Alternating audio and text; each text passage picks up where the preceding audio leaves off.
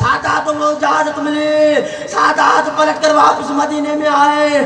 ہاں عزیزو، مصاحبوں کے کتابوں نے لکھا 16 دن گزر گئے، ایک مرتبہ بی بی زینب کے شوہر آئے حضرت عبداللہ اور آ کر کہا امام سجاد کو مولا اپنی پھوپھی کو کہہ دے کہ بیٹیاں یاد کر رہی ہیں۔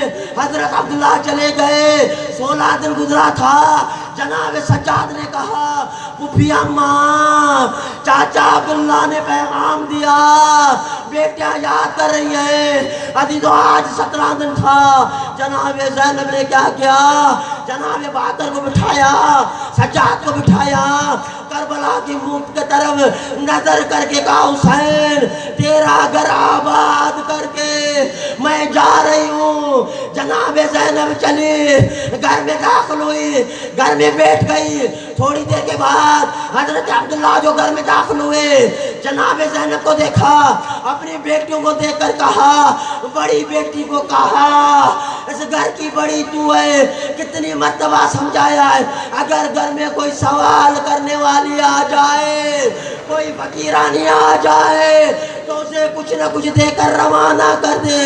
ایک مرتبہ بڑی بیٹی نے کہا بابا سوال کرنے والی نہیں، ہماری اماں زینب ہے۔ عبداللہ آگے بڑھے، ایک مرتبہ کہا تو سید زادی ہے۔ جناب زینب نے سر اٹھا کر کہا عبداللہ نانا کی امت نے تو نہ پہچانا، تو نے بھی نہ پہچانا۔ جناب عبداللہ نے کہا اے سید زادی جب گھر سے نکلی تھی بال تو کالے تھے، سال میں سفید ہو گئے۔ کہا عبداللہ کیا بتاؤں، کربلا کا میدان تھا، کبھی بھائیوں کے لاش، کبھی بھتیجوں کے لاش۔ ایک مرتبہ جناب عبداللہ کی نظر جناب زینب کے ہاتھوں پر پڑی، رسن کے نشان نظر آئے۔